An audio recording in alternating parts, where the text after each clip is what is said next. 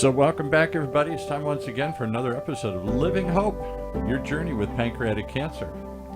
Sharing the real life stories of those really affected by this deadly disease and how they deal with it on a daily basis. With our host, the host who's had some challenges lately here. Another bout of COVID, I hear, but we're back here, back in the saddle again here. Yeah, back in the saddle, number 3. Hopefully, that's going to be the last time. I told Vic I didn't share when I got it with him, but he brought it home to me from work and Well, he shared. loves, he wants to share everything here. I guess. But anyway, glad to be back, glad to have a voice, and really happy to have Dr. Allyson Ocean with us today. Thank you for joining us. And if you would just please tell a little bit about yourself to us, because I know when I research you, you have a whole lot going on. So if you could just give us a little bit about yourself. Oh, sure. Thank you for having me, Roberta. It's really a pleasure, and it's really good to see you again. I'm a medical oncologist, a gastrointestinal medical oncologist at WEILL Cornell Medicine in New York City.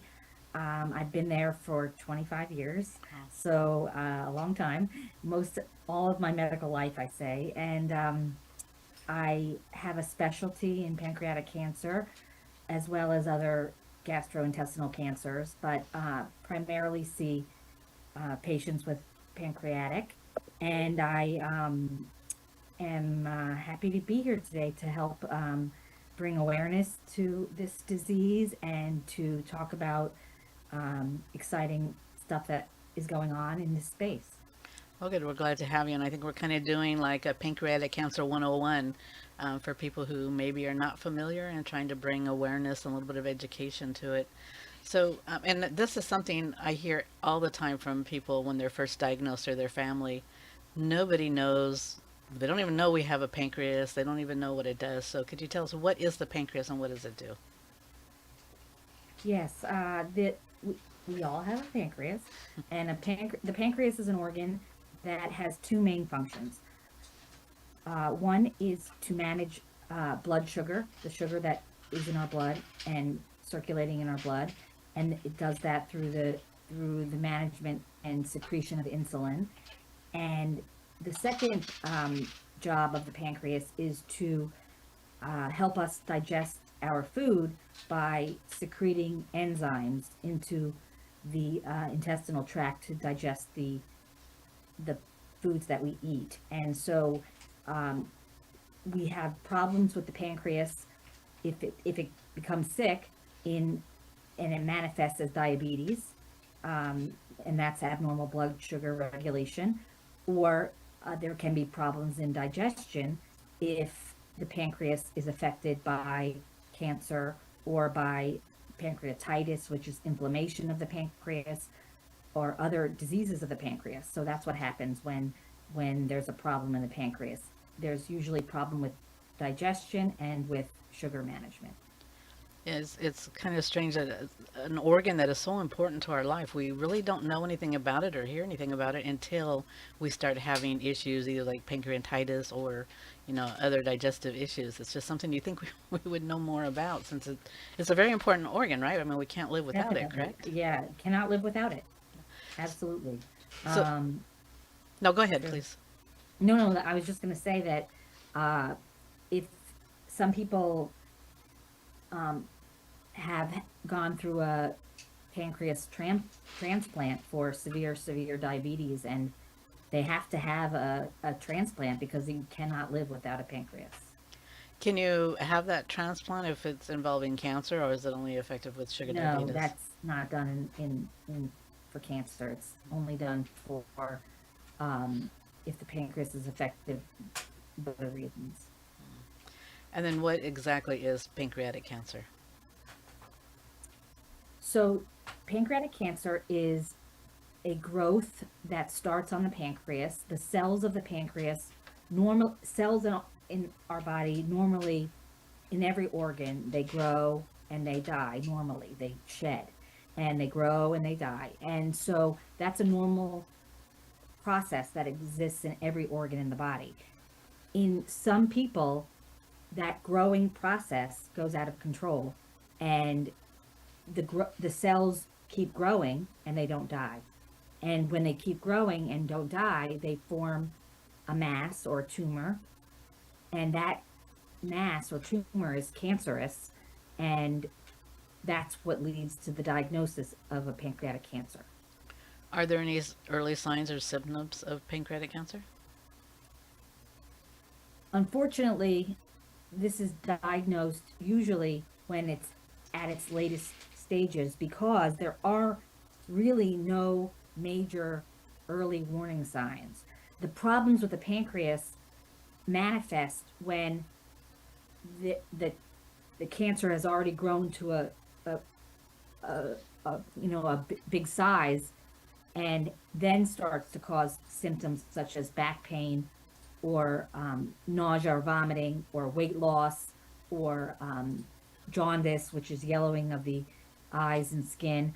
All of those are considered to be symptoms of pancreatic cancer. However, they're late symptoms that it only happens when the tumor is big enough to cause those things. So it's very, very hard to catch this tumor at its earliest stages.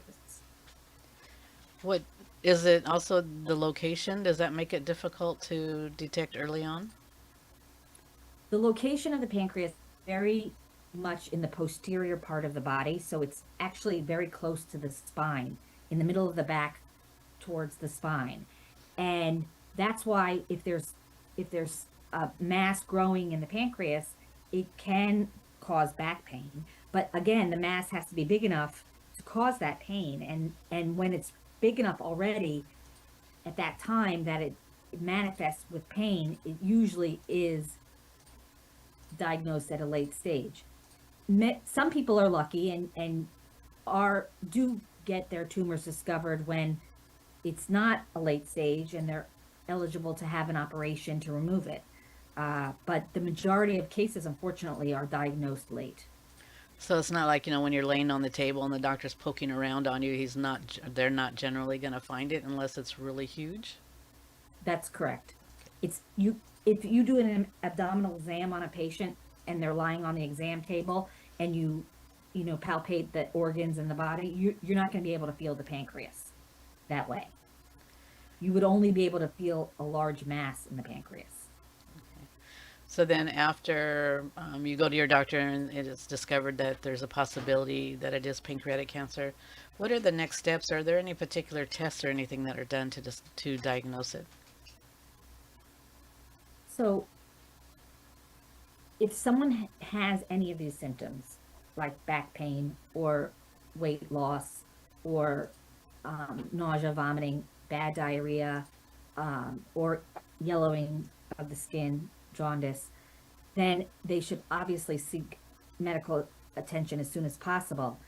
The tests that will get done by the physicians will be initially blood tests, to run blood tests to see if someone's liver function is okay, if their electrolytes are okay, et cetera, et cetera. But then even if the blood work is okay, because sometimes it doesn't manifest at all in the blood, then the next step would be to get an imaging study. And usually that happens with a CAT scan of the body, of the abdomen, to assess the reason for the pain. A lot of times you go in, with these symptoms and they are so vague, unfortunately, that it can be anything. But a lot of times doctors don't want to or don't take seriously the thought of it could be, something to do with the pancreas. Is there something that patients can do? I mean, you don't want to sit there and argue with your doctor, obviously, but if you're really concerned, is there Mm-hmm. something they can do to, kind of advocate for themselves to get the tests that they need to get done? That's an excellent question, Roberta, because there are some things I think that patients, if they're aware of this, then they can advocate better for themselves.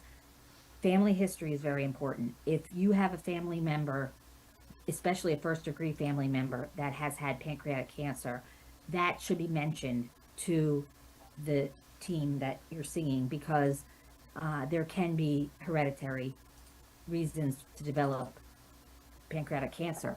Another important thing to tell the doctor is if you have had diabetes diagnosed recently. And when I say recently, sometimes it's even within the past year of the development of these symptoms. Um, when someone develops diabetes later in life, that usually is not related to an autoimmune phenomenon, which is how it happens earlier in life. When they're diagnosed with diabetes later in life, it's usually because there's a problem within the pancreas itself. The pancreas is sick, and that is usually a tumor or a cancer. And so, if you if the for some reason the doctor doesn't know that you were recently, you go to an emergency room, let's say, and the doctor doesn't know that you were recently diagnosed with diabetes, I think that that is something that you can tell the physician that you're dealing with, is that, hey, I have a new diagnosis of diabetes.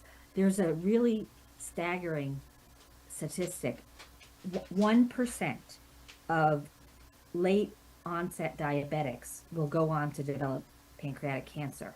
And if you look at that, that's 1 out of 100 people. And that is a lot.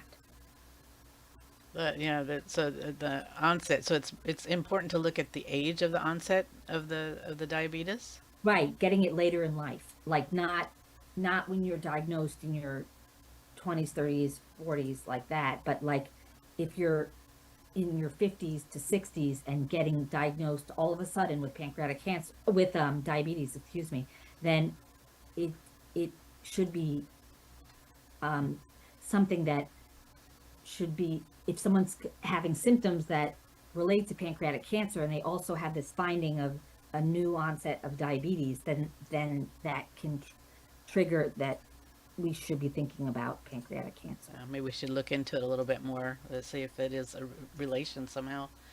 Um, Right, and a lot of the actually screening studies that are going on now and the initiatives to try to catch this early, they are targeting that population of new new onset diabetics. I'm sorry, if you could just explain briefly. Somebody asked, text me, what do you mean by first degree? Um, first degree. First degree relative Yes. is your parent or your sibling or your child. So those are all considered first degree to the person that is affected by the symptoms. Okay, thank you. Now, somebody who is, maybe they call them a borderline diabetic. I don't really know what that is, but that was the question that came across. Is that something too they should be concerned about, looking into pancreatic cancer when they are also a little older, they're in their 60s?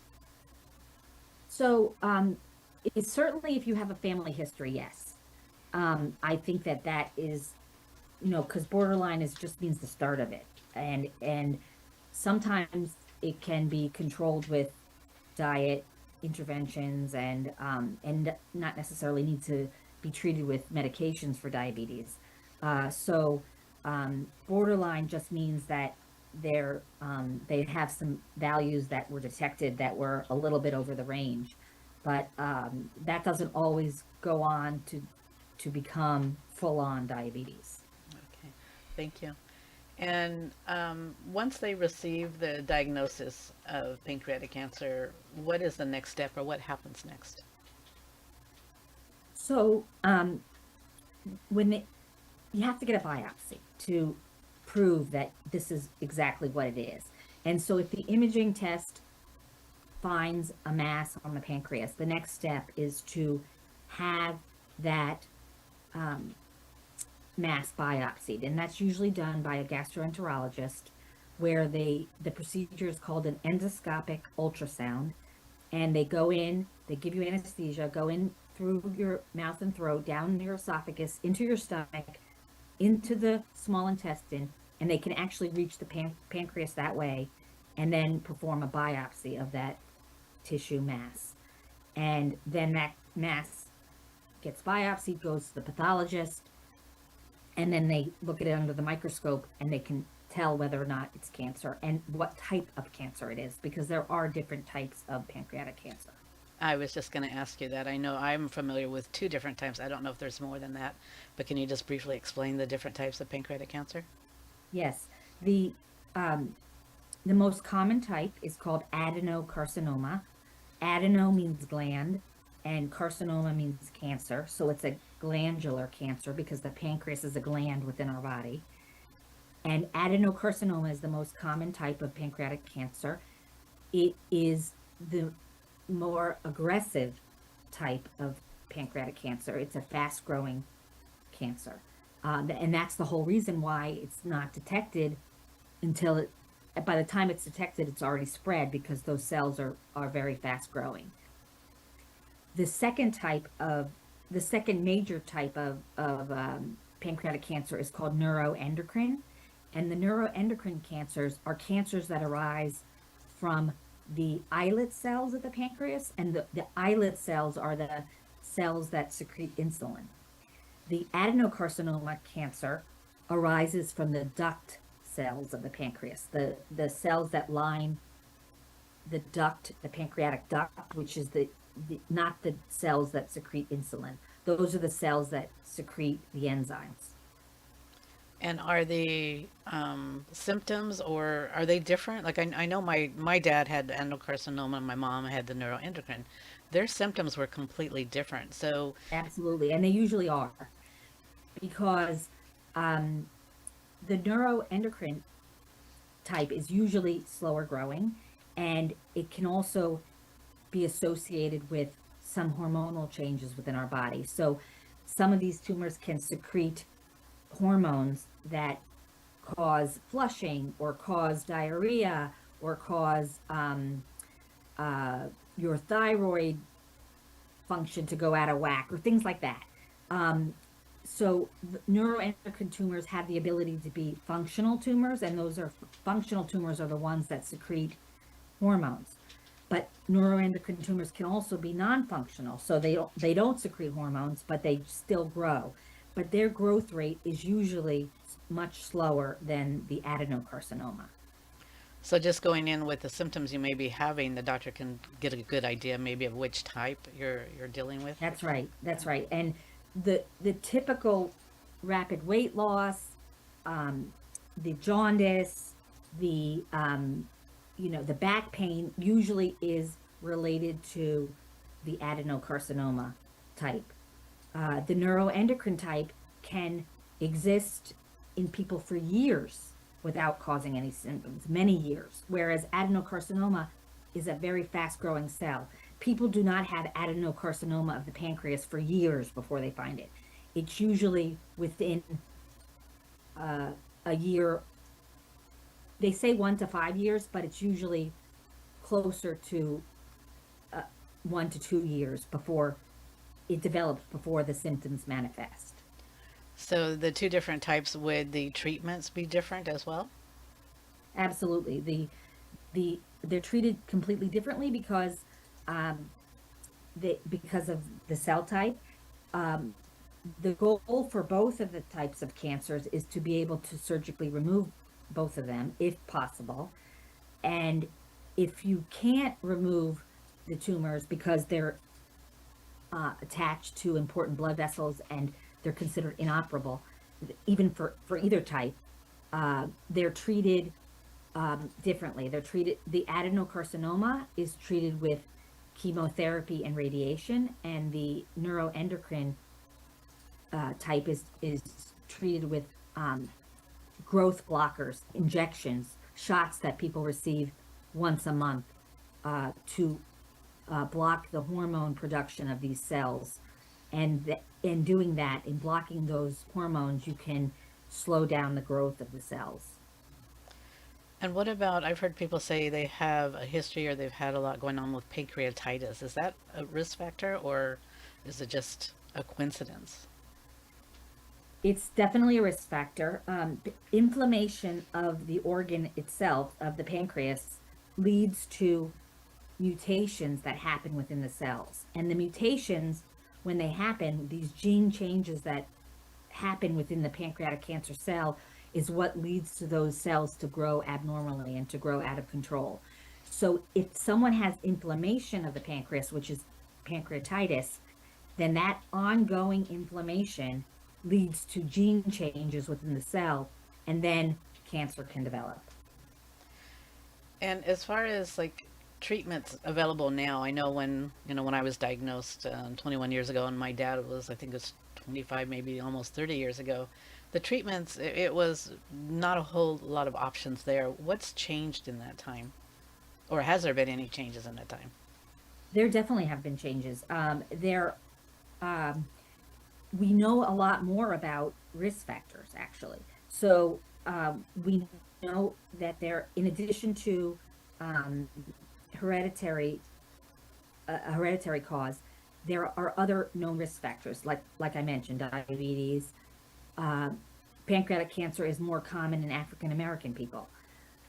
Pancreatic cancer is also a risk factor as having a hereditary mutation. And one of the mutations that is more common in certain populations is the BRCA or the BRCA mutation. And that is more common in Ashkenazi Jewish people.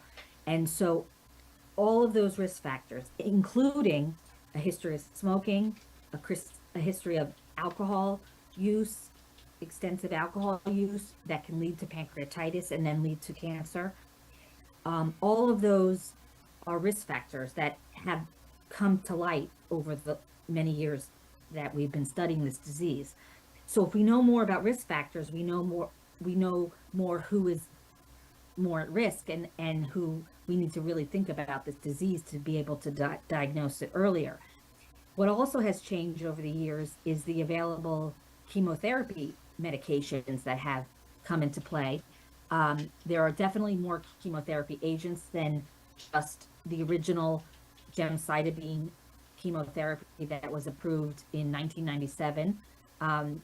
And so there are FDA approved chemotherapies that have been shown to, number one, make people feel better, and number two, improve survival in this disease. So we have more chemotherapies. We also have a way to genetically sequence tumors. So we know what the gene mutations are that cause those tumors to grow. And sometimes now there are targeted medications that people can take that stop the growth of the cancers because they are targeting those pathways that caused it to grow. So that's all new, and it didn't exist a long time ago. That field is called precision medicine, and also a breakthrough that has happened in pancreatic cancer, though it doesn't affect the majority of the people with the disease, is the advent of immunotherapy. Immunotherapy are medicines that can boost your own immune system to fight the cancer. So they're not chemotherapy drugs. They work by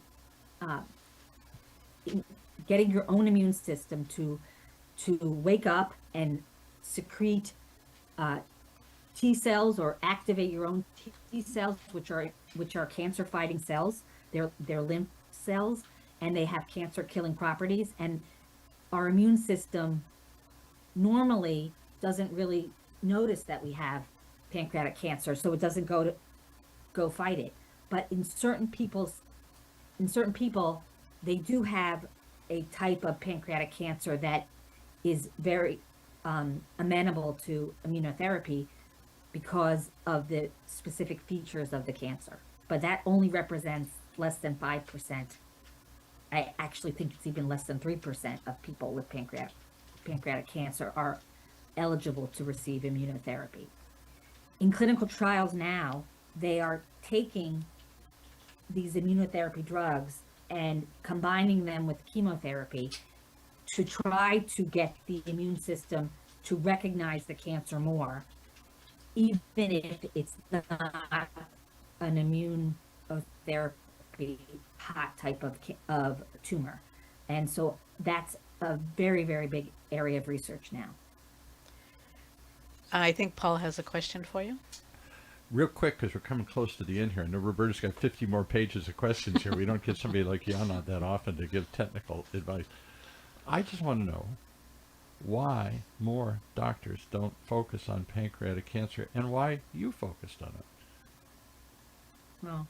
Well, a lot more are focusing on it. So I have to say that we used to go to a conference of all the pancreatic cancer researchers, and they used to have it every 3 or 4 years because they couldn't get enough people together. And that was like about 10 years ago. And now they have and it was attended by like 20 people. And now they have a meeting every year, and hundreds, close to 1,000 researchers are gathered every year to, um, present their ongoing research and breakthroughs and all that. So there are a lot of doctors that, that are studying it now. Because Roberta, the assumption always kind of heard with this is kind of almost an orphan disease in that it doesn't affect as many people as, let's say, breast cancer or heart or something else here. Therefore, it doesn't get the attention. Mm-hmm. The reason why I got into it was actually because of a patient. And this patient that I took care of, Ann Glauber, was diagnosed with stage 4 pancreatic cancer, and she really had no symptoms. She was jaundiced, but she didn't even know it. Her doctor found it out for her and said, you have jaundice, you should go to the doctor, get this worked up. That led to a stage 4 pancreatic cancer diagnosis. She was an executive in the PR world, and when she first got diagnosed with stage 4, everybody told her, you're going to die very soon, get your affairs in order, we can't help you, one medicine is worse than the next. And she said that the messaging around this disease is absolutely wrong. And she approached me and said, we have to change the message that people are getting with pancreatic cancer, because there is hope, and there are new treatments, and there are survivors. And we only hear about the bad stories. We don't hear about the good stories. So Ann and I got together with a bunch of other very powerful players in the space, with Willa Shallett, with Kerry Kaplan, and Cindy Gavin, and we formed Let's Win Pancreatic Cancer in 2016, which has now grown into an international organization supporting patients with pancreatic cancer so that they can get the best therapies for pancreatic cancer that go beyond standard of care, meaning they include clinical trials, they include research that hasn't even been published yet. We interview the researchers, we talk about the research, we present all the new data, and we connect patients through this digital platform to the best doctors treating this disease. And it's really I think has changed the way patients approach their diagnosis now, because Roberta, as you know, you are living hope, and that you survived pancreatic cancer 21 years ago and are now raising awareness for this disease so that so many other people can get better treatments and get diagnosed and get the right treatments at the right time, all because of stories like you. And that I'm grateful for you, Roberta, that you are taking the charge in doing this and really helping people get information about this awful disease. Well, thank you, Allyson. You're making me tear up a little bit over here. Me too, Allyson. We're all with this here. But I thank you for being here today. And unfortunately, time goes by so quick, and I can't tell you, I'm getting a lot of questions. So we're going to have to bring you back and maybe just title it Ask the Doctor. I don't know. Yeah, right. That'd be cool. I'm happy to come back another time. Yeah, maybe we can plan for in November. Yeah, we'll set something up. Pancreatic Cancer Awareness Month. Exactly. That would be a great time to do it. And it's funny, I think we must have been on the same wavelength today, because As Long as You Speak My Name, I Shall Live Forever is dedicated today to Ann Glauber. And I just really was so amazed by her story and the fact that she wanted to make sure that anybody facing a diagnosis was getting the resources and hope that they need. So if I can just let people know, if you want to read more about Ann, go to Let's Win's website. And also, Let's Win is really terrific about sharing survivor stories, and there's a lot of hope and inspiration there. So please pay their website a visit. And again, Dr. Ocean, I really appreciate you coming, and it's really great to see you. And we're going to do this again. So thank you. Thank you so much, Roberta. Really appreciate it.